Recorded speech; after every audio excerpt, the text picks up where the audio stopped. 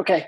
Let's see. Welcome everybody. This is the Conservation Board meeting for 9/14/22. We have myself, Michael DeChellis. I'm the vice chair for now, and then I'll run the meeting. Lindsay's here, Pam is here, so we're good to go. The agenda today is going to be fun. It's all about electric vehicles and that topic, and then some administrative stuff. So Pam or Lindsay, unless you have an objection, I think I'd like to get to the administrative stuff at the end of the meeting. So including the shuffle of board officer positions and board member applications, so that we can just get to the fun part at the beginning. So let's see, so I'll call this to order. Our first thing we do every time is, does anybody have anything that they'd like to say from the public? If you have something that I'll preface that question with, if you have something that's specific to the topics at hand, it's usually useful to wait until we have our comment period during the topic.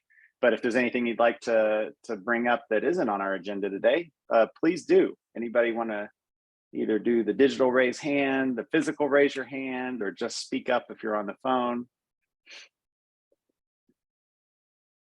Okay, let's see. So we've got very exciting. We do need to approve the minutes. We'll push that to the end as well, actually, if that's all right. Because I would like to get straight to this presentation. So we are very excited to welcome Kyla Mackey and Neil Ullman from the Montana Department of Environmental Quality. They have donated their Wednesday evening or early evening to us to do a presentation, or short discussion anyway, about the opportunity that's in front of us with our community on the electric vehicle bus grant program that is available through Montana DEQ. And we thought this would be a really exciting one, both for people on the call, but also for the recording, so that people in our community could see what's available.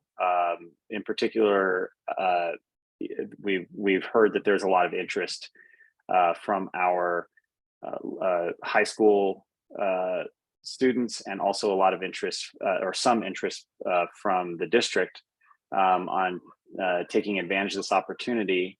And as y'all know, the Conservation Board is all about identifying ways to elect. One of them is electrifying transport in our community. So I'd love to invite Neil. I guess, are you gonna drive, and then if y'all would just give us a brief introduction and tell us about the program, that would be wonderful. Thank you. Sure, happy to be here. I can start off with school buses, and then you can talk about charging stations if you want. Great. So my name is Neil Ullman. I'm an energy resource professional at the Montana Energy Office at the Department of Environmental Quality. I focus almost exclusively on funding opportunities for clean transportation. And we've been able to do a lot recently through a number of different pots of money that we have. Most recently, to Michael's comment about school buses, is this past January, we made some awards using the state's allocation of Volkswagen diesel emissions settlement funding. This is from the Volkswagen Dieselgate that you all may recall from about 7 years ago, where Volkswagen was caught doing naughty things with its cheater devices on its diesel vehicles. All the states and others got a portion of that settlement. Montana received $12.6 million, and we've been able to do a number of different things with it. Most recently, we awarded funding for 8 all-electric school buses to 3 different entities. One bus is going to East Helena Public Schools, 2 are going to Havre Public Schools, and the other 8, we believe it's a little complicated. I won't get into it, but we'll be serving at the Billings School District. I think that the Havre buses could arrive as early as the next few weeks, and the Billings ones may arrive in January. East Helena should also arrive fairly soon too. I'm not sure when they'll hit the school bus routes, but it's pretty exciting that they'll be here so quickly. Less than a year right now, given global supply chain issues, is a minor miracle for school buses and a lot of other things. The buses for East Helena and Havre will be coming from a relatively new company called Lion Electric, which is currently based out of Canada, but they're in the process of finishing a new manufacturing facility in, I don't know why I always forget this from the Blues Brothers, Joliet, Illinois. So they'll be Buy America compliant for federal funding opportunities. These Volkswagen funds are not federal, so we don't have to comply with Buy America. So those 3 buses, they're slightly different. It'll be interesting to see how they operate. 2 of them are, the bigger Type C buses that you think of with the big nose coming out the front. Another one, the East Helena one, I think is going to be the flat front with no nose coming out the front. I think that the Havre ones are going to have fuel operated heaters. So one thing that kind of comes along with electric vehicles is it takes a lot of electricity to heat up a cabin, especially one as large as a school bus. And these fuel operated heaters, they won't technically be zero emission vehicles, but these fuel operated heaters emit a super tiny amount of emissions. So it'll be near zero emissions. The drivetrain itself will be zero tailpipe emissions. So that's exciting stuff. And these will be the first electric school buses in the state of Montana. And because we don't want to just throw these school districts into the deep end and wish them the best of luck, we found another pot of money that we received from the EPA that we're going to be using to provide some technical assistance, so that as these school districts start planning what routes these buses are going to go on, how they're going to charge them, when they're going to charge them, different conditions, whether it's the flat northern part of north central Montana or the slightly hillier part of East Helena, also cold, hot temperatures. We're going to offer that technical assistance, develop a final report, and hopefully share the good and the bad, hopefully more good than bad, with other school districts that may be thinking about jumping into this brave new world of electric school buses. We do have more money with our Volkswagen dollars to do more projects, given though the amount of work that Kyla and I have been spending on some of the funding coming down from the bipartisan infrastructure law. We've kind of had to put that on the back burner for the time being, but we do plan on doing a funding opportunity sometime in the future, and we'll definitely let school districts across the state and entities such as yourself know about that. So that's the Volkswagen side. Currently, we have open a funding opportunity using the funding that we received from the US EPA's Diesel Emissions Reduction Act, DERA, funds. Recently, we did award Livingston Public Schools an award to replace an older diesel bus with a newer diesel bus. Still diesel, but it is cleaner. We do require that when they do get a new diesel, that they get one of these fuel-operated heaters, so that when they're dropping off kids at the school, they're not idling. They can turn off the engine that powers the drivetrain to the bus and instead just operate this little fuel heater. They can still heat the bus, keep the driver and the students warm while they're loading or unloading from the school bus. We've, in the last couple of years, though, we've seen a big uptake in interest in propane-powered buses. I believe right now that all of Bozeman public schools are propane-powered.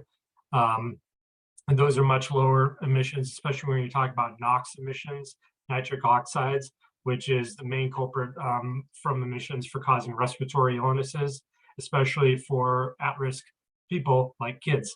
And so we're excited that a lot of the buses we've been doing recently will be propane, especially low NOx certified propane buses. The funding opportunity we have right now, if you see the table on my screen, We can replace older diesels as old as 1996 model year with either newer propane, gasoline, or diesel buses, all of which will be cleaner than something as old as 96. Something even as old as 10 years ago will be significantly cleaner today. The certified low NOx, those are propane buses, but they're a cleaner NOx propane emissions bus. And we can replace even super new diesel buses because these low NOx propane buses are significantly cleaner. And then we can also replace older diesel buses with new electrics. The one issue with this DERA program is the cost share. And for a lot of people at a 45% match. And so the Volkswagen buses, or the Volkswagen funded buses that we recently awarded for those 3 school districts, we did an 85-15 split cost share. All of those buses cost around $380,000 to $390,000. A new diesel bus on the other side of that coin will cost around $100,000. So it's a significant cost increase on the front end.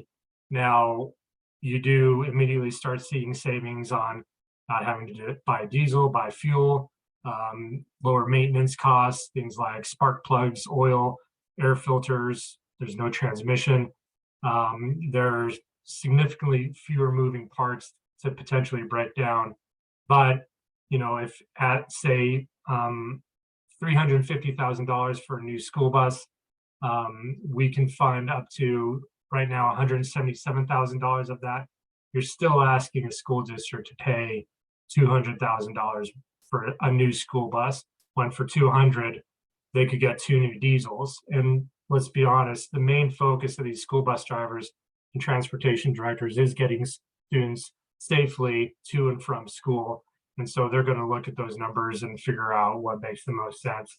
So this may not work too great for battery electric. I was able to actually pencil it out for one district at a 45% cost share, but for another one, it wasn't even close in terms of like how much this would pencil out over 7 years of owning an electric bus and getting an award like this. But we could accept it, and we are accepting. This funding opportunity is open, as you can see here, until November 15th.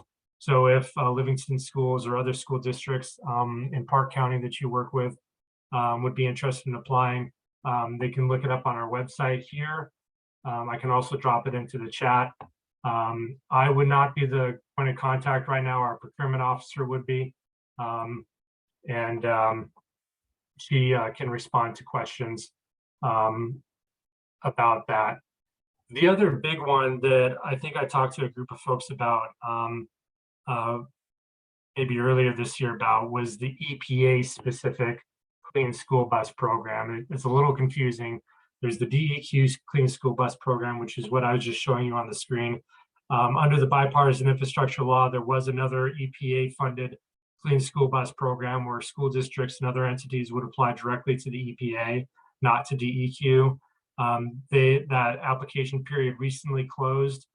They expect to make award announcements next month in October. What people are saying though is that it's a lot of money. It's a couple $2 billion, $5 billion, I think. And they're probably going to be doing 2 application periods per year for the 5-year lifetime of the Bipartisan Infrastructure Law. So this was the first one. There may be another one announced in the next couple or several months, maybe before the end of the calendar year. And the way that funding worked is for school district, the main focus was on electric school buses.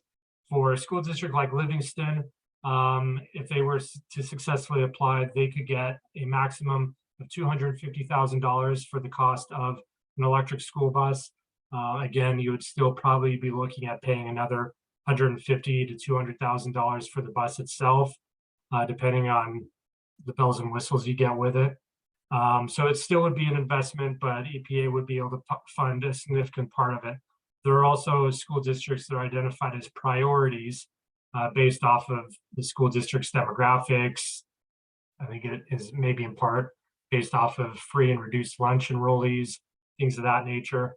Those school districts would be eligible to apply for up to $375,000 for the cost of a bus. So again, depending on what kind of features you get with the bus, it could cover 100% of the cost of the bus, which is really exciting. I know that a number of Montana school districts did apply in this recently closed funding round. So we'll see if any of them are successful in getting the rebates.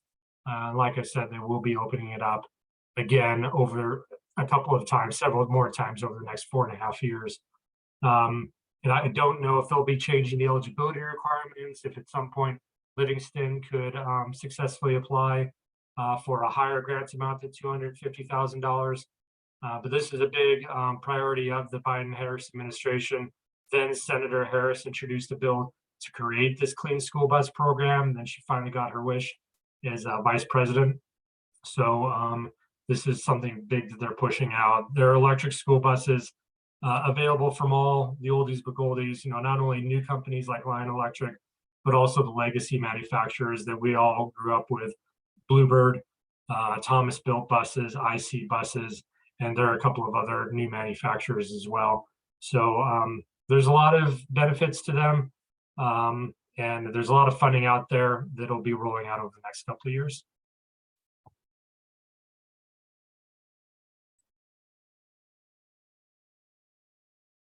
Awesome. Let's pause. Can we pause for questions? I've got a few, but I'd love to hear Lindsay or Pam. Do you have anything for Neil?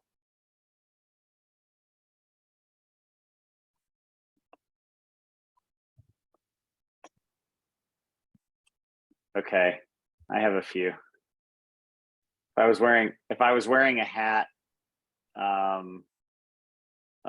of somebody that was procuring in the school district, and I looked at if I went to the electric bus homepage for Bluebird, they seem to think that it's quite affordable, and they seem to think that there is an ROI that makes sense on it, but I suspect they're probably incorporating the available grant stuff when they make that statement right now, because they do have a financial impact case study from North Dakota that seems to look promising. Have you or any of the school districts that you've done grants with done significant comparative studies between different manufacturers yet? Does it seem do they seem to have a similar value proposition? I think we'll probably include that in our technical assistance because, again, the buses that we're funding are 3 Lion Electrics and then 8 IC electric buses. So it'll be interesting to see how they compare. There are different ways you can talk about these things and different ways that these different buses are configured. Bluebird, for example, only sells absolute zero emission vehicles. So they have a battery that's dedicated to heating the bus. It doesn't operate the drivetrain at all. It doesn't suck any battery from when you turn on the heat, it doesn't take any energy from the batteries for the drivetrain. And so, they're trying to plan to maximize the range as much as possible, especially when the temperatures drop. So that's one difference. I think that, Lion Electric, as I already mentioned, does have the fuel operated heater. The Bluebird that's in West Fargo, North Dakota was sold by the same vendor that sells school buses for Bluebird here in Montana. West Fargo, interestingly enough, they bought that bus without any grant money. They did it with community support. And so what's funny about that bus, if you see it on the hood of it, is the logos of all the sponsors, including a lignite coal mine, which I think is kind of ironic, but they wanted to be a good community partner and they helped fund the cost of the bus. The local electric cooperative also figured out a rate to lower the electricity costs for charging for that school bus. And at the same time, the West Fargo School District bought that electric school bus, they also bought 2 brand new Bluebird diesels, so in the same model year. So they have a very apples to apples comparison of how those buses are operating. And having talked with the transportation director over there, he's pleased as punch about how that bus operates. There's a Thomas built bus up in a school district called Tok, T-O-K, Alaska. And he received his bus late fall of 2020. And a couple weeks after he received it, and it's a community of about 1,200 people, so very small, not many students. A couple weeks after he received his bus, the temperatures dropped to -35. And he was like, oh, this will be interesting. Let's see how this operates. No problem whatsoever. Did the range drop? Absolutely. But again, it's a small community. He had no problem keeping the students and his driver warm. And he's still operating the bus. And I think there was a recent article, maybe from earlier this year or late last year, just kind of giving an update on it. And he still got it. And he even put a couple of solar panels on his charger just to continue to offset and lower the amount of emissions that he's doing from the electricity. It's Tok, T-O-K, Alaska. And then the other one that I mentioned before was West Fargo, North Dakota. So yeah, we're looking around at what's going on, but Montanans want to know what Montana things do. So we're going to really look at getting a good report out of these school districts. If some of the, if there are school districts that did successfully apply, do get money next month from the EPA, we'll offer to include them at no cost in this technical assistance program. So hopefully we can get more data from more parts of the state to include in this report, and also just help them because we want to make this a success for them. And they want it to be a success too. So we'll see what happens in the next 6-ish weeks. Yeah, that's awesome. I also noticed just from a technical standpoint, some of the Lion Electric ones have an onboard charger. So you just plug them into the wall, I guess, and they take care of it themselves. And all electric vehicles have onboard chargers. So, you know, when you look at the charging station that's in downtown Livingston, when you plug it in, technically that's not the charger. It's the electric vehicle supply equipment. Every electric vehicle has its own charger inside. And so different EVs, whether you're talking about a Tesla or a school bus, accepts different rates, different capacities of charge. And so, yeah, these electric school buses can do fast charging. They could actually use that charger in downtown Livingston if they really needed to. I don't know why they would, but they could. It's the same plug that, you know, an Audi, a Volkswagen, a Ford F-150 Lightning uses. Yeah, thanks for that clarification. That's kind of the piece. There's been some discussion about what charging infrastructure would be needed, and in the other groups that have deployed or that are currently deploying buses or soon, what kind of charging infrastructure have they had to put in? And I noticed and as a follow-up to that, I noticed on your chart that it said there was funding available for charging infrastructure. And is that separate from the 45% match, or is the 45% matching going into the charging infrastructure as well? It would be part of it. So the maximum award would be 177,000 and whatever change. So, I mean, you could put all that 177 towards the bus, or you could pay off the charging equipment. I mean, it doesn't really make a big difference. And same thing with the EPA clean school bus funding. If you get an electric, you can also lump in the cost of the charging infrastructure.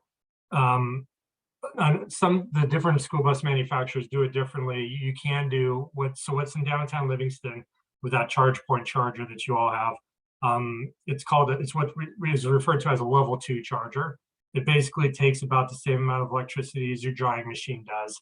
And if you were to plug in a fully depleted electric vehicle, it's a passenger car, it would take probably about 6 to 8 hours, maybe 10 hours to fully charge up. If you're topping off, if you're maybe only at 60%, if you want to charge up to 80%, so you can keep on heading down the road to Billings or Butte or wherever, It would only take maybe a couple of hours.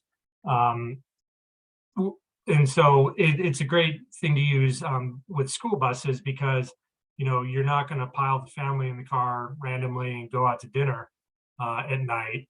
That school bus is going to be parked all night. It's not going anywhere, so you just plug it in overnight, and you're using that lower amount of electricity. And if you do need to top off, you can top off while the students are in class during the day. But if you do feel the need that you need to charge up quicker, some school bus manufacturers will only allow or support fast charging, what's called DC direct current fast charging. They think that in cold climates like places like Montana, New England, and others, that you need to have a ton of electricity going into the bus in order to be able to heat it and turn on the engine at the same time. Those are more expensive. The ones that we're looking at funding for some of the buses that we funded will cost quite a bit more expensive. The level 2 chargers will cost anywhere around $5,000 to $7,000-ish. Fast chargers will cost north of $70,000. Again, depending on how much capacity you're talking about putting in. These are 60 or 65 kilowatt capacity DC fast chargers, so they're not super duper fast, but they will charge up the bus a heck of a lot faster than those level 2 chargers like what you have in downtown. But so there is a pretty big cost swing, and it kind of depends on what your use model is going to look like. But infrastructure is a great segue to Kyla Mackey. That's absolutely true, Neil. Are you? Is there, before we go to that, which would be great? I'd love to give an opportunity for anybody on the call to just raise their hand and ask questions. And certainly, Lindsay, it looks like you might have something too there. Saw that Michelle's hand's been up for a while too. Oh yeah. Now see, I swear this isn't my first Zoom meeting. Michelle, yep. Well, I also don't know the protocol here if I'm allowed to ask a question or not. So thank you. Well, I mean, you can do whatever I think we allow, and you are absolutely allowed to have a question right now. Please do. Thank you. Yeah. Oh, you're on mute.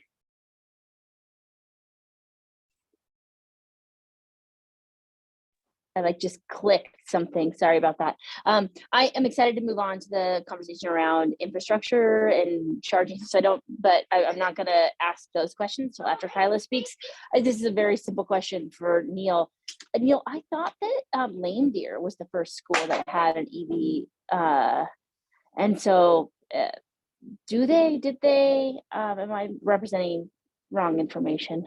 No, you were right. We were right at the time. There was another pot of money. There's the ARPA money, some of the COVID relief money that Congress passed a couple of years ago. And with that, they set aside some money to award for electric school buses for EPA Region 8, which is where Montana is in the Northern Rockies. For each EPA region, they were going to award a single school bus, and Lame Deer got it for Region 8. But unfortunately, something happened where the price of the bus itself skyrocketed by an additional $100,000. And so the award that they received, it was $300,000.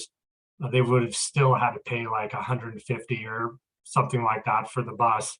And especially for a district like Lame Deer that is already pinching pennies to try and make things work for the students, it just wasn't going to work out. So they ended up sending the award back. Which was extremely disappointing for a lot of people. Damn. Yeah, I was pretty excited about that. Well, yeah. Sorry. It's okay.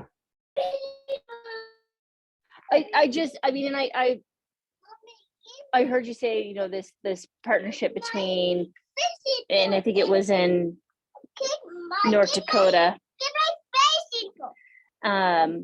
between private and public, and it's bummer, right, that we couldn't have raised $100,000 to get Lame Deer and EV help them get across the finish line. Sounds like it's too late for that now. So it happened pretty quickly. There wasn't a whole lot of response time, and Yeah, of course. there are places that maybe could have done that, but it is still $100,000, so it would have taken a little bit more time than they had time for. But we're excited about these 11, and we'll be excited to see what awards are made next month. Thank you. More questions Yeah, before we move on to infrastructure? Yeah, yeah, of course. I have one, and maybe this is better to wait towards the end. Last year, I did go to the school district. I went to the superintendent and the principals at the high school, and I told them about the last time I met with Neil. Hello, Neil. And I like brought all the notes that I had, and you're right, sounds like the prices of everything that have gone up. And so there would be a little bit more reliability to raise funds or to supply funds on the school district part. And they gave us a pretty hard no when we went and talked to them about it. And it was all because of, well, first of all, we don't have anybody running the bus barns right now. Dr. Scalia is in charge of the bus barns because the person who was in charge quit, from what I understand. And so now it's just been absorbed by the superintendent. And so there was just a lot of like pushback and like, absolutely not, we don't know how to work on these things. Like, what if something happens? And so I've been taking really good notes to be able to, like, if we do get to go forward with this, like, what do we say? How do we talk about it? So like, that was my question. It's like, can you help? We need some advice because we already got a really hard no. And it's an unnecessary no. I will say at the very beginning that in some of these conversations I've had with school districts, that ultimately a hard no like that ends up about being something else than what they maybe have told you. There's been argument that people have raised, school board members in other school districts have raised issues about running out of charge, about whether or not they have enough power. Can they operate on gravel or dirt roads or in the snow? Which is hilarious because all electric vehicles have incredible torque. And so they'll operate arguably better than any diesel bus will. And in fact, a lot of school districts in other parts of the country like to put their electrics on the tougher routes because they know they'll perform better. Now, are electric school buses able to do everything? No, they're not activity buses. You wouldn't take it to Billings or Great Falls or Missoula. Definitely not. And maybe, hopefully someday soon we'll get there. But these are route buses. They're fixed. You know exactly where they're going to go. More than half of Montana's school bus routes are 60 miles or less. And so an electric school bus that comes with a battery pack of a range of 100 to 150 miles, even in the winter, can handle that. And if you need to top off for a little bit during the middle of the day, then you're still going to be able to get enough charge to be able to do your afternoon route. On that issue, though, of maintenance, certainly having a staffed bus barn would be important because these things do need to be parked inside because that's where the charging equipment is. You can't just park them wherever because they have to be parked next to the charger. So that's an important key. One thing is I've talked to the different bus sales vendors, including Lion and Bluebird and IC and Thomas. They want to make sure their product succeeds. And so when they have for diesels and propanes, they have service centers spread all over the country, including here in Montana.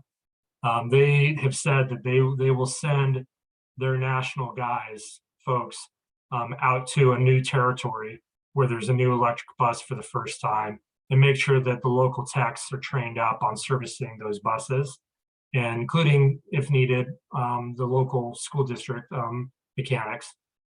Because they don't want that news article where new Bluebird electric school bus breaks down and freezes 70 kids on the side of the road.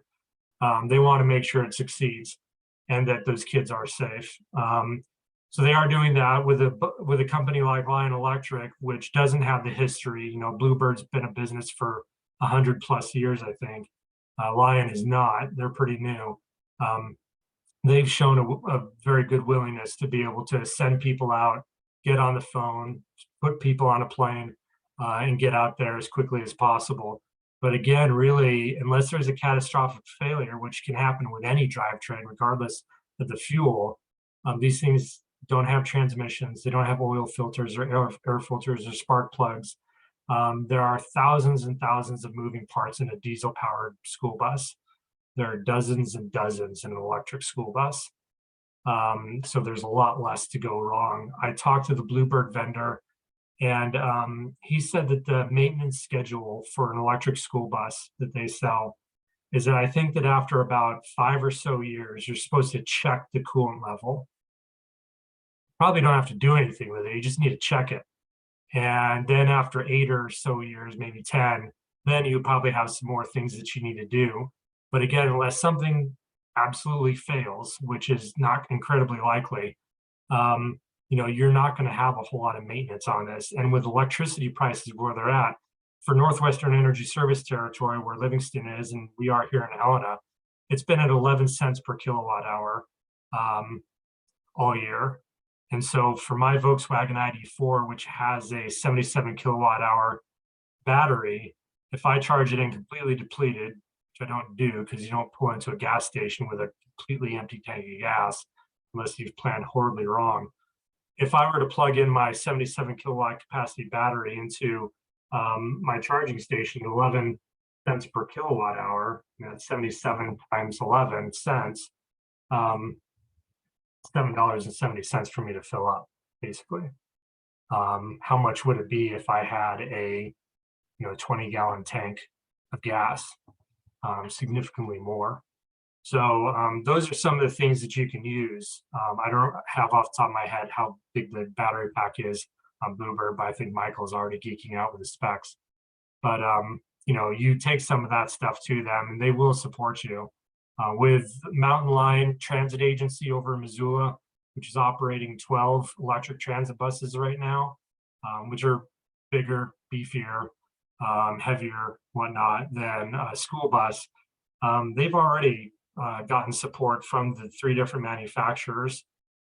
They've had Proterra people come out and work on the buses if needed.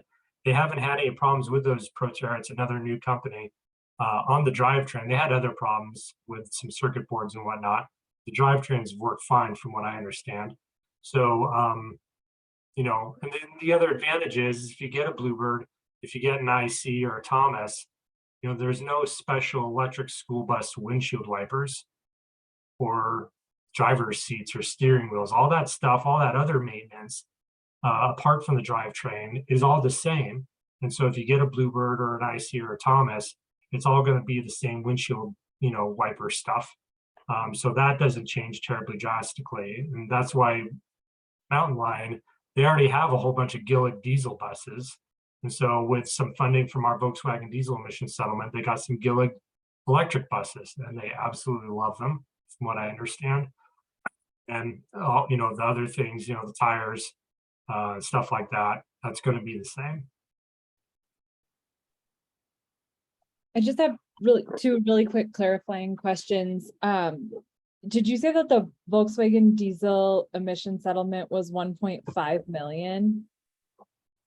Or No, the total pot of money that we received, the state received, was 12.6.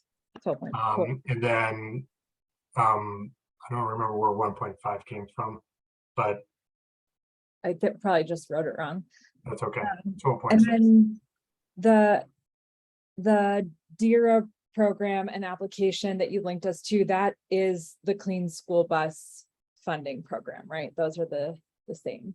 For DEQ, yeah, the DEQ Clean School Bus, and that's where we can do up to 45% of the cost of an electric, 35% of the cost of a low NOx certified propane, or 25% of the cost of a new gasoline, diesel, or not low NOx propane. Great, thank you. Did you say that you awarded that to Park County Schools already this year, Livingston Schools already this year to get our newest bus, or was that last year? That was a year or two ago. I can't remember when that was. That RFA was the spring of 20, I think. So they got that award like in the summertime or something like that. So that bus is on the routes. It's being used. That contract's closed. So, but it was the same pot of money, the EPA DERA, DEQ Clean School Bus Program. Okay. And so we would be like, it would be okay for us to apply for another one then? Yep. Okay. Yeah, you told us about that one Okay. last year. Yeah, so this is awesome. Thanks. I'm going to keep us moving here if that's okay, because we do have a couple of actual things to vote on related to infrastructure, and I'd love to give Kyla a chance to update us. Kyla, we did do a deep dive at the last conservation board meeting, so that's kind of on the record on EVs and on the EV infrastructure grant program. So, you don't feel like you have to bring us up all the way up to speed from nothing.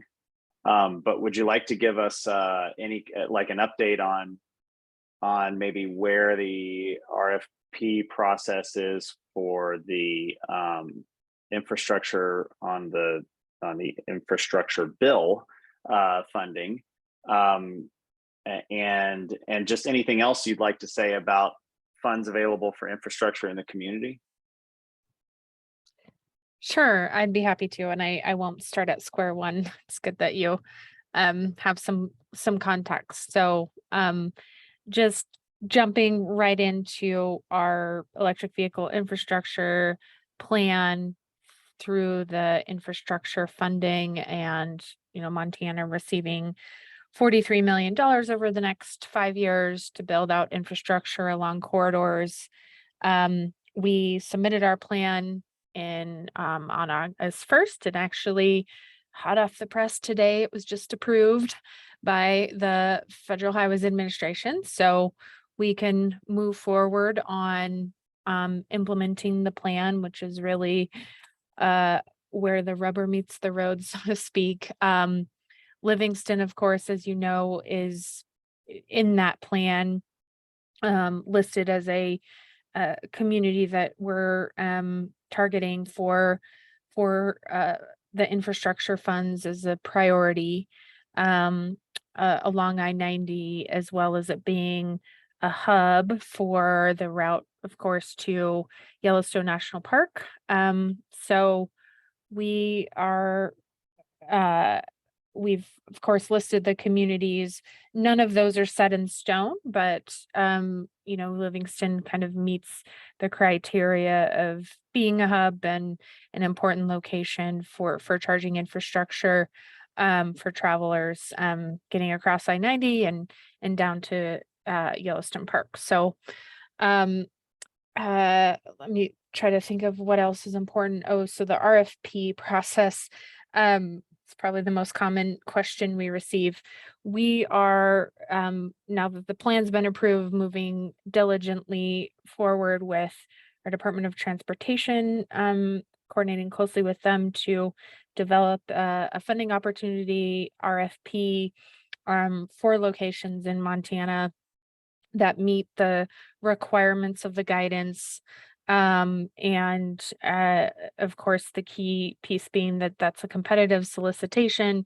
At this point, we're still determining eligibility, but the idea is that, entities, private entities, local governments, other businesses can apply for that funding at the location. So that's at least one of the goals right now, one of the goals in our plan. And so moving forward from that goal and using our plan as a framework, we'll develop an RFP with the goal of getting that out as soon as possible, keeping in mind that we're working with two different agency processes and trying to align, the Volkswagen funding and some of the experience with that with the transportation funding requirements that MDT is used to. And so that is one of the key pieces that we're trying to address before putting out the actual RFP. We have a total of, I think, just under 10 million to spend likely in this first round, depending on how we split that up, because we are receiving FY22 allocated funds and FY23 in the same go at it, I guess. So that's my understanding of the total amount, and we don't know details like how much for each location. We're estimating that fairly conservatively that each location is going to cost about 1 million, up to $1 million. Could be lower than that, hopefully not too much higher than that. And we'll be able to fund, about 10 locations in this first opportunity. I think that was all on NEVI. Happy to answer questions. Unfortunately, can't dive into too many details on what's in the RFP because we haven't written it yet, but I'll just add that there's other opportunities through the infrastructure bill for electric vehicles that are not formula funds, but competitive funds, community grant program funding. It's called. State agencies and local governments are eligible to submit applications for that program. There's 2.5 billion total for the country available. I think they're limiting applications to $15 million.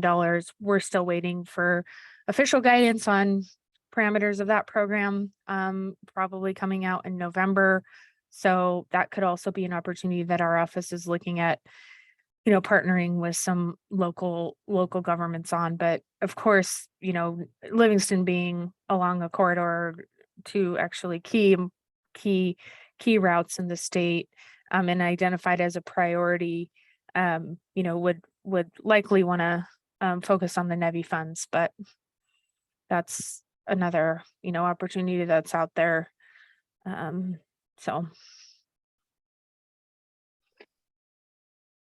Yeah, that's awesome. Of course I have things to say, but Lindsay or Pam, do y'all have any questions for Kyla on any of that? No, I've just got a couple. I think, so we're the Conservation Board of Livingston, Montana, right? So one of our concerns is being aligned with the growth policy that our city has put forth and adopted, and looking at large funding opportunities like this, especially basic infrastructure opportunities, is an opportunity for us to help kind of mesh those two, right? And so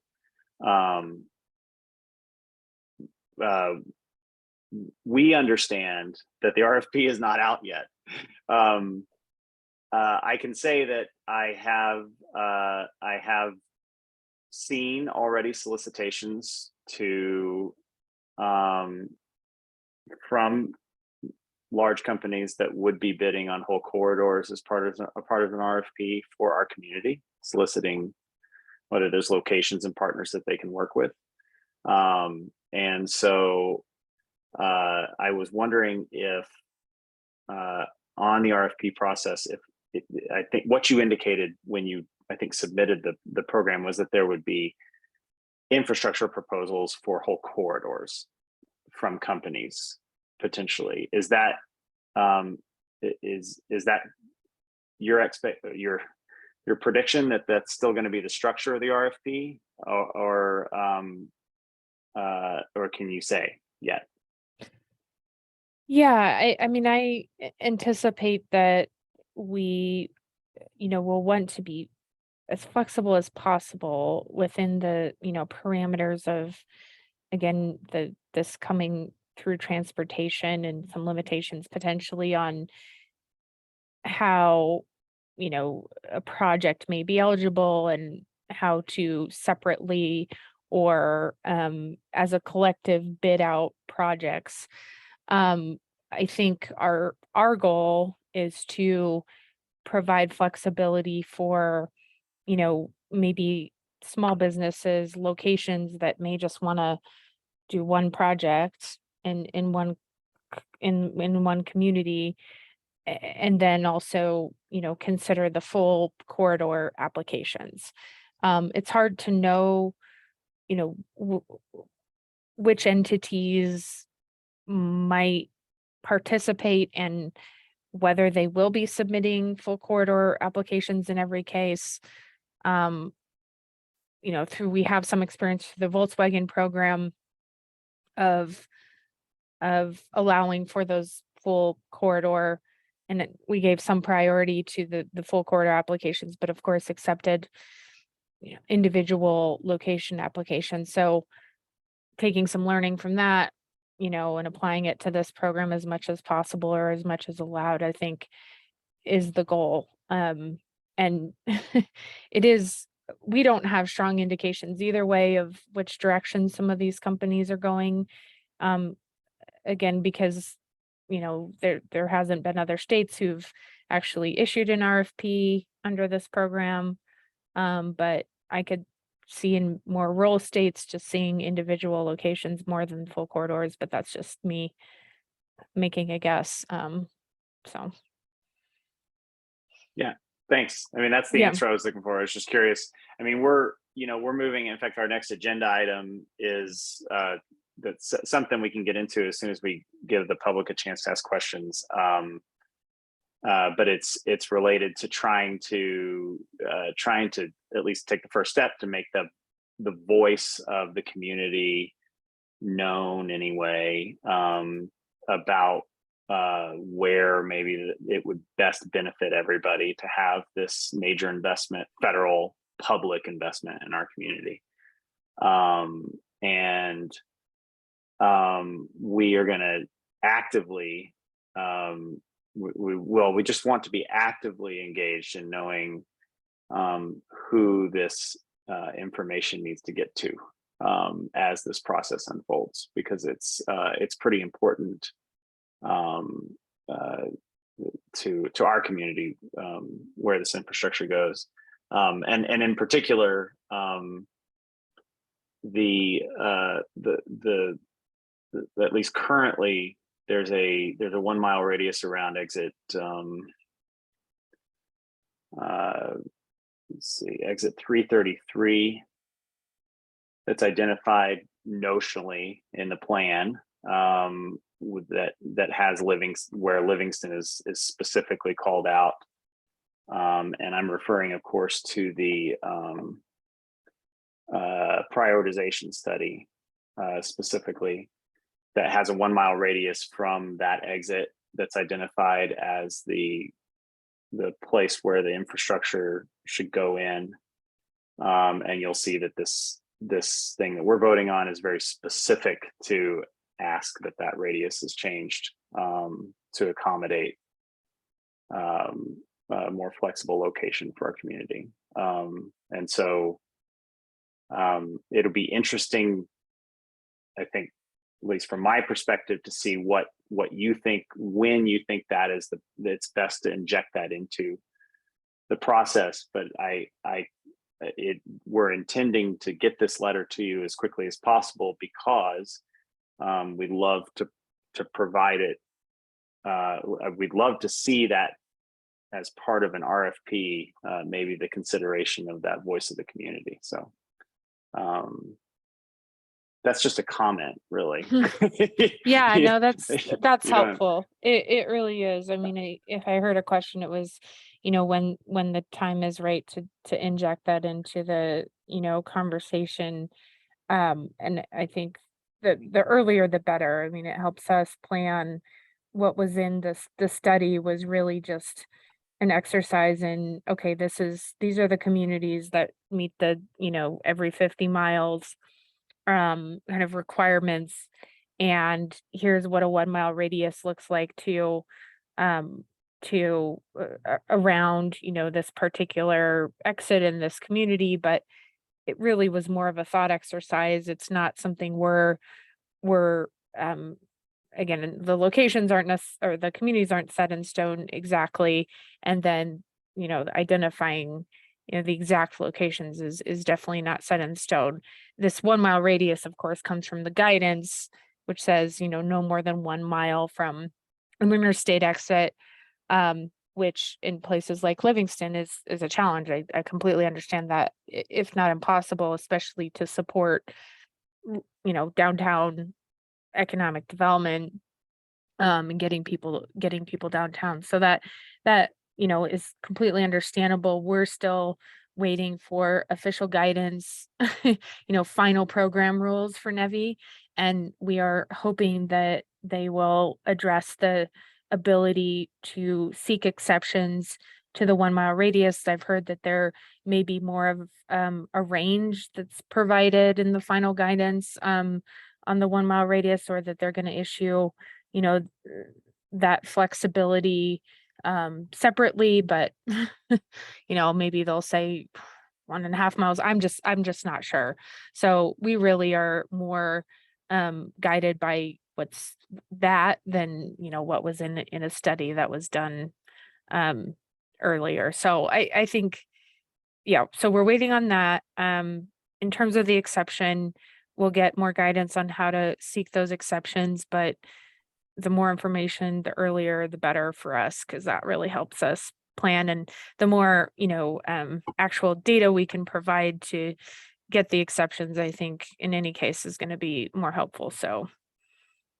I would And add, coming, before we get to Michelle's question, that so what we're waiting on is a proposed rule that the Federal Highway Administration put out a while ago, and they accepted comment on. We're hoping that they'll issue the final rule that would address this and other issues, hopefully in the near future. But during that public comment period, MDT, along with their counterparts from the Dakotas, Idaho, and Wyoming, submitted comments, and amongst their comments were asking for flexibility on this maximum distance from the highway off-ramps from the travel corridor. And it's not only a Livingston issue, it's Great Falls, Butte, Helena, Billings, Bozeman all have that same problem where somebody thought it was a bright idea to keep people away from the downtown area when they built the interstates 70 years ago. So no, it's something that we're taking into consideration. I think that, yeah, sooner rather than later would help, but also, if as, things start to come together with, when we put out an RFP, who's applying for that RFP, if it ends up being the Conservation Council or a coalition of businesses, or maybe the Chamber of Commerce or somebody, the Downtown Business Association, whoever it is, or a specific business like Neptune Brewery, let's say, if regardless of who applies, if it ends up being a national company that hopefully you're in communication with, or local folks coming together, if you say, yeah, we definitely want it to be, pick your downtown location, parking lot, whatever, I think that even if you apply and say that, potentially we can say, we need a waiver. We're not quite clear, as Kyla said, on what the process will be, but the feds are certainly hearing that message and have already heard it. Awesome. And I see, I saw that Michelle's hand was up and then she dropped off the call. But even before we get to other, public comment, I think it would be nice. Well, first, Lindsay or Pam, do you have any questions? Because I would like to pull the letter up, if that's okay. Okay, I see a no. I do Pam? not. Okay, so let me just pull that up, and then we can maybe open up to public comment on the letter, and then. So I'm going to share my screen real quick. This is the fun part.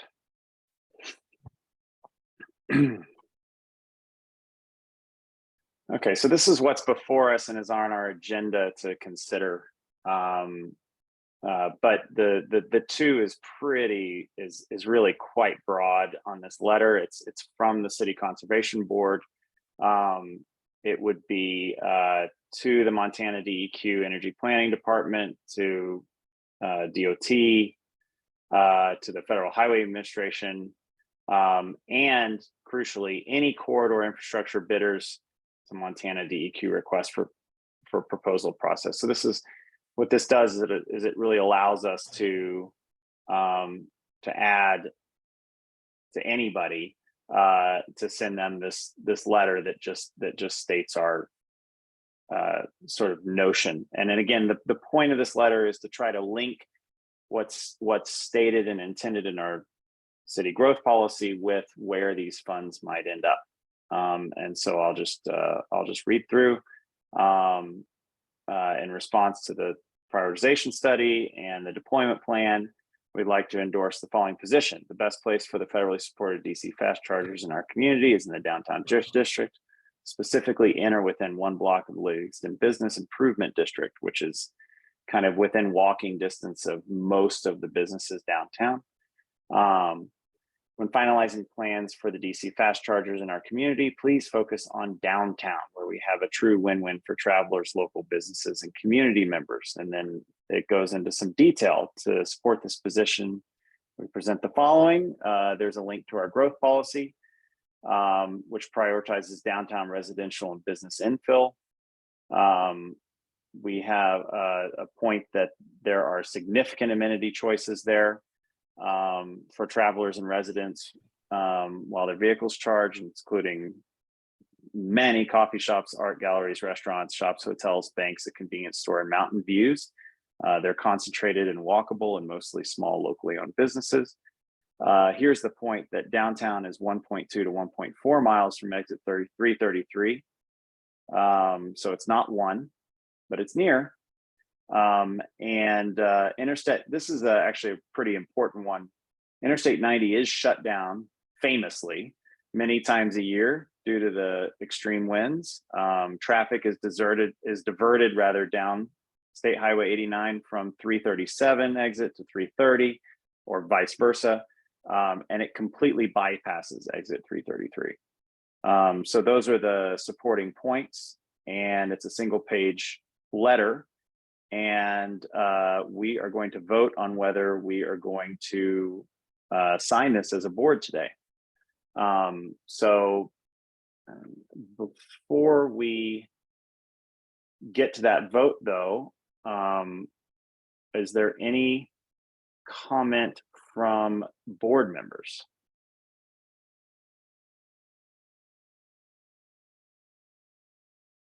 I think it makes a lot of sense. Yeah, Michael, I think you touched on all the points we covered in the last meeting and summarized them pretty well. Okay, I'd like to open it up for anybody else on the call. Just if you could raise your hand, I'll call on you. And any clarifying questions from either Kyla or Neil as well. If y'all have any questions, please shoot. We'd love to hear feedback. I mean, obviously you don't have to be clear, you don't have to respond to the letter right now, but if there's any clarifying questions about what's in the letter, you know, we'd really love to catch that now before we sign it and send it on its way. Michelle, you got your hand up. Yeah, I just want to quickly say I support, and I'm grateful for your effort in, learning more about this issue and what the impacts are on our downtown businesses and figuring out how to share that with DEQ for their RFP process. So thank you for your time and your energy. And I just as a community member, think this is really a good thing for you guys to do. Thank you for the comment. Any other comments? No. Okay. Well, then in that case, let's see. I just want to give a quick, if I could, just kind of to mirror the comment from Michelle just now, to Kyla and Neil specifically. We do notice how hard y'all work on all this stuff. And we really, really appreciate your time and that you're calling in and helping us understand these opportunities as a community. It is so appreciated. So just thank you so much for all of that. We are going to I'll call for a resolution to vote on this for a second, but just at least your part of the presentation, the discussion and everything, as long as you have no further comment on this, is done. And so you can drop off anytime you want and go eat and do all that stuff. And thank you so much for that. I really appreciate it. Really appreciate you coming to the meeting and doing and discussing. It's so helpful. Yeah, thank you, and Michael and Lindsay and others too for your interest and your input. This is exactly what we're hoping for. You know, this will really help us develop our RFP and you know, put everything together, community input and the guidance that we're talking about. And yeah, just really appreciate your interest and involvement. Thanks for the invite too. Have a good night, everybody. Okay, so to that then, Pam and Lindsay, would anybody like to make a motion to sign this letter on behalf of do you have any motions related to this letter? How about that? I make a motion to sign the letter to Montana DEQ, DOT, FHSA, and EV infrastructure and get it to them. And I will second Lindsay's motion. Okay, all in favor say yes. Yeah. Yeah. Okay, yes. Okay, so we'll sign this and send it on its way. I will we'll just enter this into the record, and then this can just be distributed as needed by any of us to anybody as an official letter by the Conservation Board. Next on the agenda is related, because it is a letter to the City Commission. Let me pull that up and share it. Asking them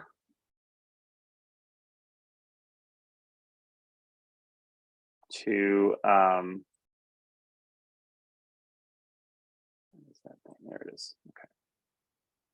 So this one is the next item on our agenda, which is this letter to the City Commission. I'll just say, dear commissioners, please consider signing, see, look at this already, there's some typos. So please consider signing, by resolution. No, that's right. The attached letter to support federally funded EV charging infrastructure going town, where it will be best in line with our growth policy and beneficial to the most number of people in our community. Infrastructure bidding companies are actively looking for public and private partners to locate these stations now in anticipation of the Montana DEQ's RFP that we just discussed in this meeting that will come out this fall. When this RFP comes out, it will ask companies to bid on whole interstate corridors for multiple cities at the same time. This actually is probably, from Kyla's comments, not exactly accurate necessarily. We could say it will ask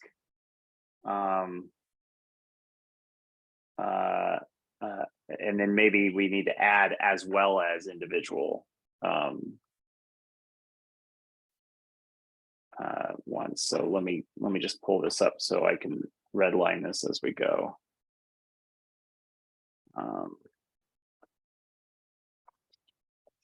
Forgive me, I'm going to switch quickly to the Word version.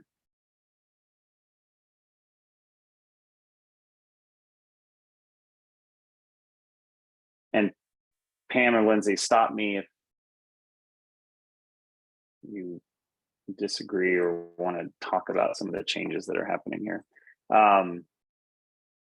or have any suggestions. specifically. I said, when this RFP comes out, it will ask companies to bid on whole state, interstate corridors for multiple cities at the same time. And I think, local bids from individual businesses.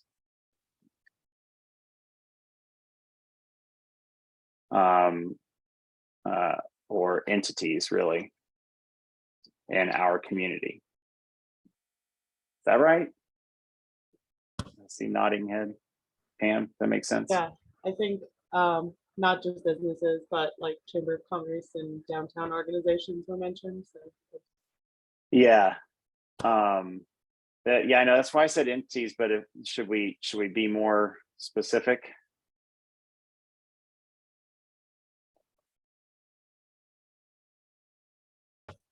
I don't know if it's just my screen, but I can't actually read the letter. It's like very Yeah, fuzzy. it's probably because I have it incredibly. Here, let me turn off formatting. Welcome to my world. There we go.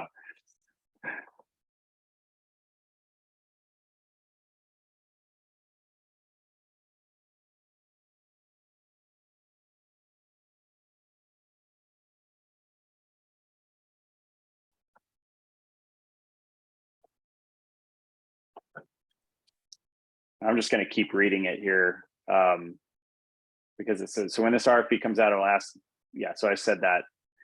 We need letters in support of the downtown location to make sure companies bidding on multiple city contracts consider what is desired by our community. I think maybe we could just simplify this because of this sort of some of this guidance from Kyla just now. Maybe we could just simplify this to say to make sure the entities bidding consider what is desired by our community. Is that acceptable? Yeah, and maybe like what's most effective for that community too. I mean, having a charging station by shut down exits not very helpful. Yep.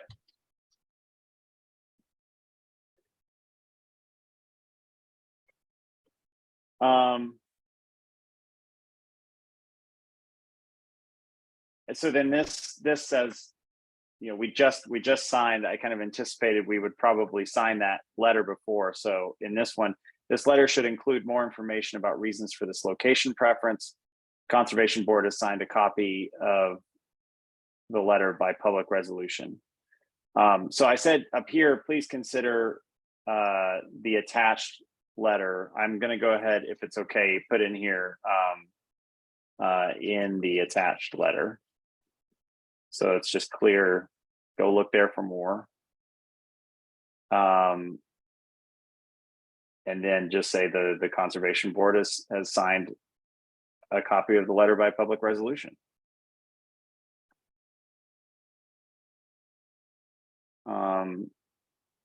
What do y'all think? Who's the subject of the sentence? Like, we're asking the City Conservation Board should include more information about reasons for this location preference in the attached letter. We're asking them very to do good. some work. Or who will do No, that? that's a good question. That's a good question. That's not clear. So we're asking them to sign. Okay, yeah.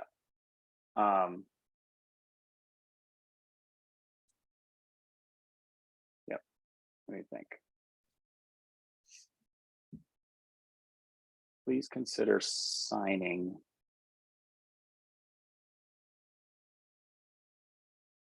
So we're asking them to sign a letter. And the letter is one that is in our agenda. So we just signed that letter, but I also wrote a copy of it for the agenda for the city commission. So they would sign the same letter that we just signed in this case. And I can pull that up here. Yeah. But are we? So yeah, that's a good question. So then, yeah, it just needs to be clear. Do you have a suggestion on how to change it? Because we can just get to that. Well, I'm just unsure if you're asking them to add to the letter before signing it or sign it as is because of that second to last sentence. Right. Okay. The letter. Okay. Yes. Yeah. Good question. So please read the attached draft letter for more supporting reasons. Yeah, I get it now. For this location preference, period. Department of Redundancy Department. There we go. The Conservation Board has signed a copy of the letter by public resolution.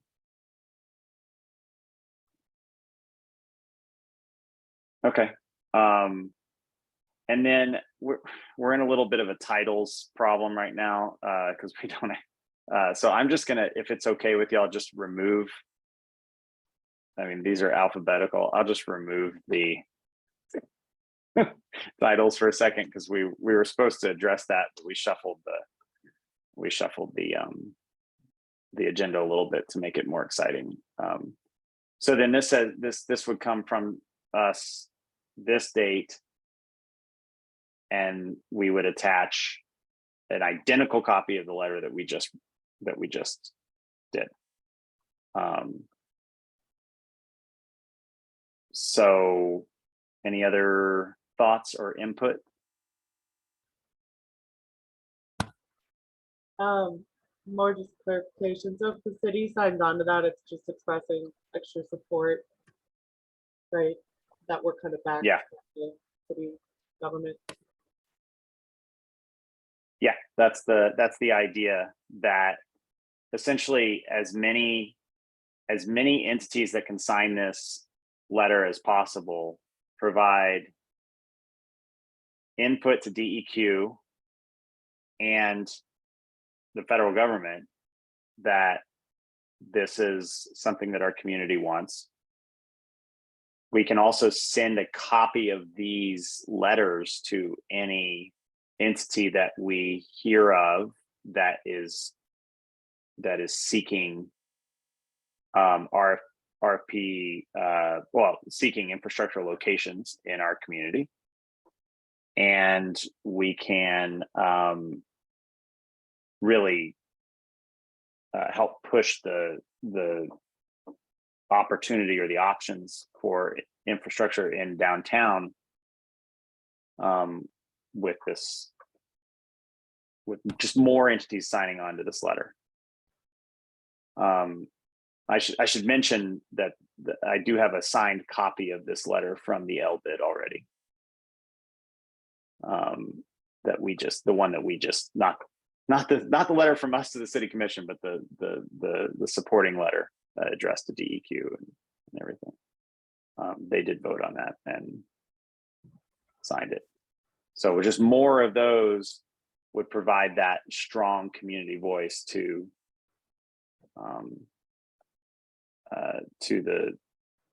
those entities that are addressed in the letter. That's where we want them to focus the location. Do we have any way of finding out who we can talk about entities that might be putting a proposal forward? Will we have any way of knowing that before those proposals actually go forward? Now you're getting into the fun part about being a member of the community. And so I've been doing quite a bit of digging, and I won't say yet, because I haven't actually reached back out to a couple of these entities to see what the basis of their outreaches, but there is some interest coming. But I think that's actually our opportunity right now as the Conservation Board and people that are trying to pay attention to this, is that and that's why now's the time on all this, because if we wait until certainly until the proposals come out, all those discussions will already have been done. And so this is where we keep our ear to the train track, so to speak. And if we want to be even more proactive, not as a Conservation Board member necessarily, but as just a member of the community, certainly I am having conversations with different people around town that might be interested in their location being considered as part of this infrastructure package.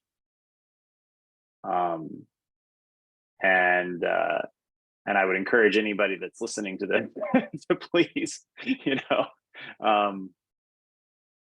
consider with, doing that. It's a lot of money, especially if you're downtown. It'd be really lovely to put together some really good options for downtown charging infrastructure. Does that answer your question, Pam? Okay.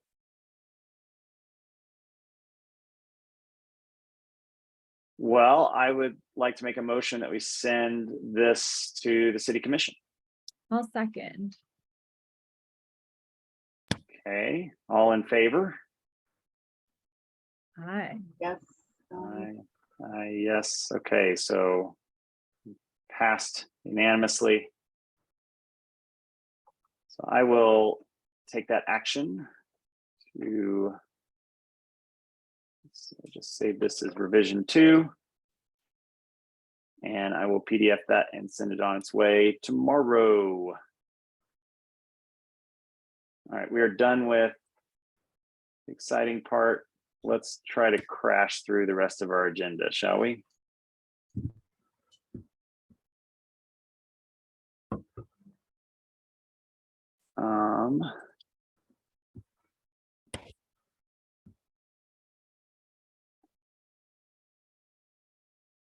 So let's see, approval of minutes from the August 10th meeting.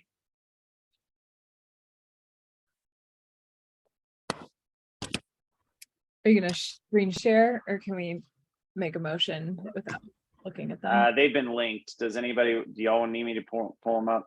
No, I motion to approve. I'll second. All in favor? Aye. Okay, approved. Next one is the fun part. The election of board officer positions. I Yeah. Alexis, she's officially out. yeah. Yeah. How many positions do we have to? Oh no, we're not even adding anyone. Are we talking about considering board member applications or election of board officer positions? Yeah, so sorry, good question. We need okay, well, actually, let's talk about Alexis first. So I reached back out to Faith. Alexis has not resigned. Okay, but I heard, and I mean, I heard, I'll say this on the public record, I have heard that she has left and no longer live in Livingston, Montana. I have tried calling her and emailing her, but I know she's in Europe. So is what I heard. So I per our guidelines, I can just pull up the, let's see, I think it's the board handbook. No, it might be in the bylaws. Duties, resignation, termination, and access. A board member may be removed for cause by the City Commission. The board shall recommend, so meaning we must recommend to the city commission the removal of any member who has accumulated 3 unexcused absences from board meetings in 1 year. So I think we're at 3 as of this one, but maybe not. Let me Yeah. make sure. No, that I just looked at April, August, and this meeting. So 3. Okay, so then I think just by resolution, we should just if that's okay. I mean, our bylaws say that we must recommend that to the city commission that that Alexis be removed so that we can open up recruitment for another position. So I think that's what we have to do by process. And so I'd like to make a motion that we recommend to the city commission the removal of Alexis from the board. Second.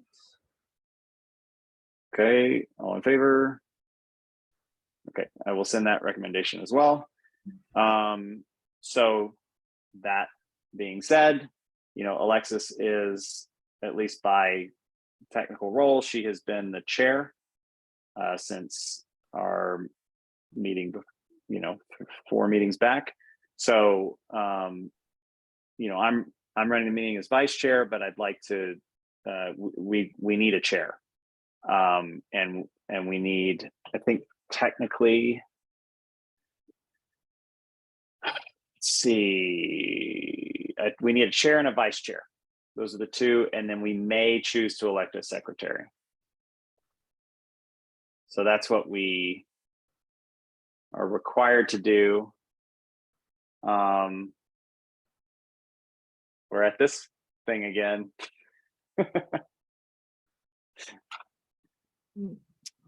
Pam, what do you want? Like, I would be vice chair if someone else wants to chair. Oh, not feeling ready for that.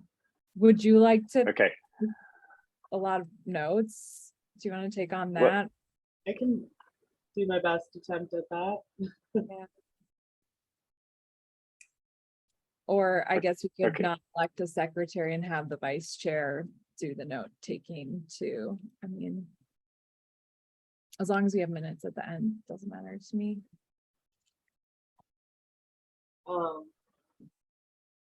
can try the notes, like minutes and stuff, just to.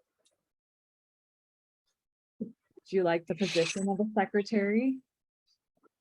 I mean, as long as there's only 3 of us, I figure we might as well.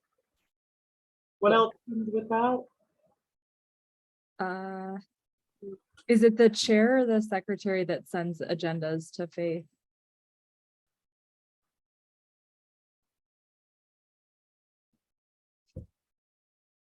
I'm looking at this, distributing copies of minutes and the agenda. So, okay, the secretary shall be responsible for keeping records of the board actions and or recommendations. So that's the notes, the meeting minutes, including overseeing the taking of audio recordings and minutes, sending out meeting announcements and distributing copies of minutes and agenda to each board member.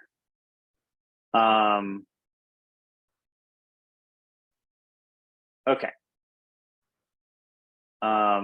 Since we're just in open conversation, I will just suggest that we don't do a secretary. I will put my name up for chair if you'd like that for now.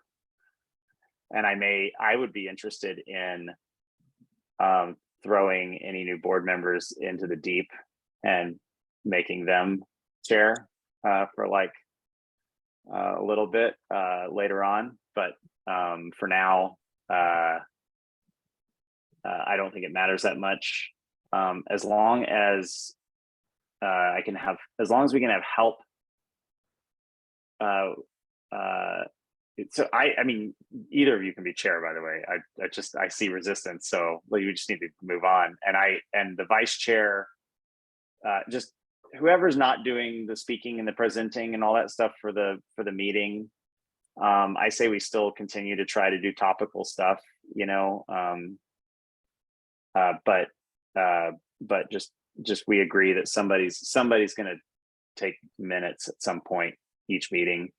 And then because we continue to use this Zoom account, I'll continue to do the audio recordings and sending the video and all that stuff. Okay. I make a motion. No, I can't make a motion. Can I make a motion? Yeah, I can make a motion that I'm chair. I'll second. Second. Okay, all in favor, or I guess that's the chair's. Yeah, all in favor? Yes, okay. I'm chair. I make a motion that, Pam, do you want to be vice chair or do you want Lindsay to be vice chair? What did you say that entails? Sorry. Pam, do you want to be vice chair or do you want Lindsay to be vice chair? Lindsay, do you want to be vice chair or do you want Pam to be vice chair?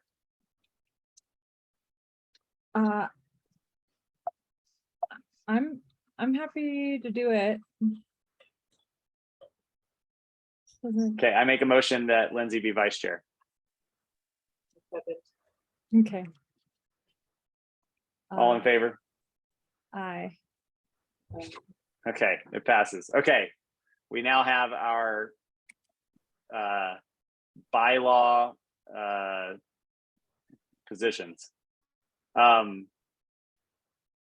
So let's go to the fun part, which is our new application, and then we can adjourn our meeting because it's getting late. We have a new application? Yes. Yeah, I didn't see them ever come to all of us in the. Yeah, I think the challenge is that I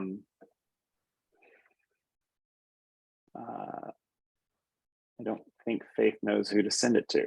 That's fair, yeah. Let me. So because I mean, y'all remember I that think Michelle's application. still waiting for a public comment. Oh, Should we let her do that? I'm sorry. No, it don't, I was just curious. I'm like cooking dinner and was like, is there public comment at the end? And so oh, I'm still sorry, here. Michelle. Yes, yeah. No, it's okay. Yeah, if you have any public comment on any of the topics at all, just pop in and do the thing. Yeah, I mean, okay? I'm just cooking dinner and no, I mean, and I don't have public comments on, I appreciate you guys figuring this out and recognize that's, just conversation. So, Yeah. but what I was going to say was, there were some, one thing that because in the beginning, I think it's public comment in the beginning, and then we got right into the presentation. It would have been, I wish we could have introduced some people on the call just to kind of get to know each other. And then I saw they all dropped. So I was like, oh, darn. And then I was going to drop, but then I thought, since you're having conversations about your roles and filling roles, I thought I would share that, Alicia Jongward is the supporter for the Green Initiative at the high school. And maybe you all know her. And so that's not even worth mentioning, but That's great. I don't think, unfortunately, Green Initiative, the students working on EV school buses have soccer practice and they're all very overcommitted. So I'm grateful that it's recorded so that they can watch it, but a 5:30 meeting is pretty impossible for them. They're in the middle of, they're committed. I mean, they're committed from 6 a.m. until 7 p.m. So it's not like you could find a time during the day, during the school year that would work for them. So recording it was really good. And having Mrs. J here. And then the other thing was at Park County Environmental Council, we have an AmeriCorps Vista, who is an energy, it's a new role, it's Energy Corps and Food Corps mashed into Community Resilience Corps. And she was on the call today. And I think it's her first time being in a public meeting. It would have been really great for her to introduce herself in the beginning. But her name was Catherine Fazekas, and so her role is, I mean, she's here in the community under the same VISTA program that brought Alexis, and wants to engage with you all and learn more and support your work. And so I think, I mean, maybe if I had coached her that, okay, this is when you introduce yourself, but then I thought maybe at the end. So just to say that there were some, perhaps it feels at this moment, who's going to be the chair, who's going to do what. I think there are people in the community that maybe, you know, that are interested and grateful for your work and would be willing to get more involved, so that, yeah. And that's Excellent. Thanks. Yeah. Thanks, Michelle, for the comment. It's as a matter of process, we always do the public comment at the beginning, the public comment at the end, but you know, these meetings are so, I mean, we try to be so engaged and just like get stuff done that sometimes it's nice to just be able to jump in on things. So which was, I'm really glad you did it. I'd love, and but I'd that's a love hard- for Catherine, you know, I'd just love to get Catherine more involved, because I think that'd be really great to have that support. And I should have just kind of given her I should have coached her that, hey, in the public commentary would be a great time to introduce yourself. But you know, it's just another kind of learning in public meetings, which have all these rules, are sometimes not the best place for dialogue. It's like, can I interrupt? You know, and as citizens trying hard to kind of follow the rules, you don't know when to speak, when it's your turn to speak, and how and where. And so I mean, and sometimes citizens completely disregard the rules and overrun meetings. That doesn't seem to be the problem here, but yeah, just to say that do you do a round of introductions? I don't know. Thank you all for hosting. Maybe no problem. Maybe as an adjustment to the process, we can ask people to, if they have any comment at all, sort of encourage people to say something. Because there's roll call on the minutes, and I felt comfortable putting board members on there, but then, and our guests, but I wasn't even really sure if I should mention all the members of the public that were here, because I was kind of making assumptions about who they were based on their Zoom handles, and I don't know if that's ever supposed to be part of public record. Anyway, so this will be a good thing for us to hash out as a board. Yeah, no, I mean, it's probably not, but I think that for the purposes of efficiency and getting stuff done in the community, it's nice to know who people are and what they're bringing, if they are. So anyways, that was my only comment was wanting to make sure that you knew that there were some folks on the call that are very interested in perhaps supporting this work, and whether that means setting up some separate conversations outside of an official public meeting. That's the right next step. And I'll be sure to pass that along. So with that, I should get back to cooking dinner, and appreciate all your time. Thanks, Michelle. Thank you, Michelle. So to that end, we can't even have a conversation anymore, two of us, after without making public notice. So to that end, let's review this application. So I do not feel comfortable sharing the screen of an application, because as y'all remember, it includes all of your information. And it is a very, it's something actually that's only retained for 6 months at the city anyway. So I would like to instead just discuss our applicant and decide whether we want to recommend to the commission that they get assigned to the city conservation board. Let me pull that up.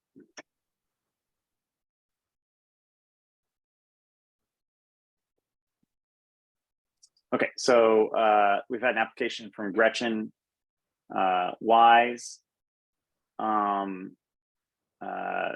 She is a nurse practitioner at Livingston Healthcare. In her application,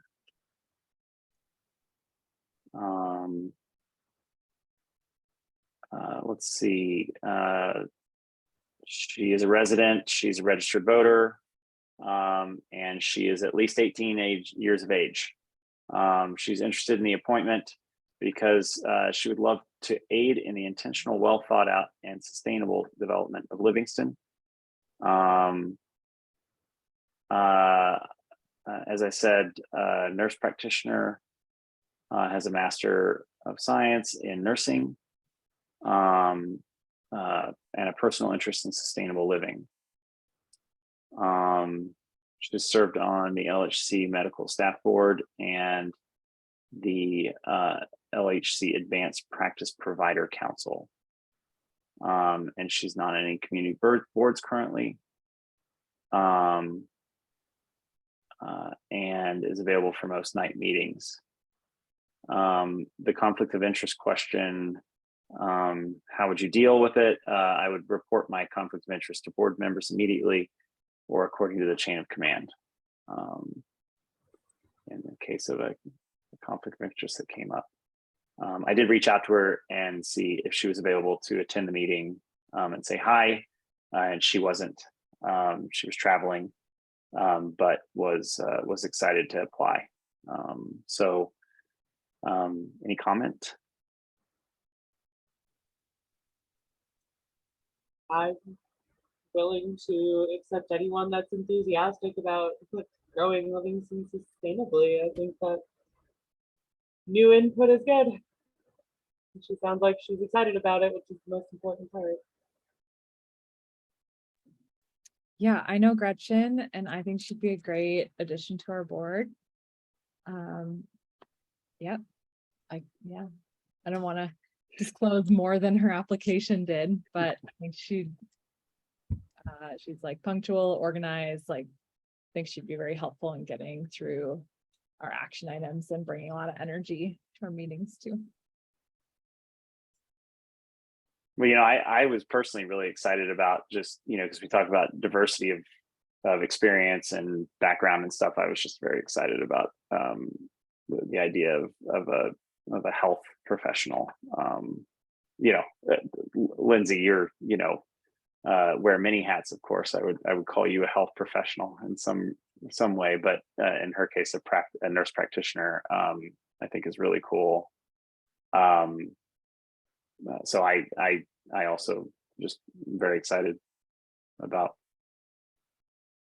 So I'd like to make a motion to recommend to the commission that should be assigned to the conservation board.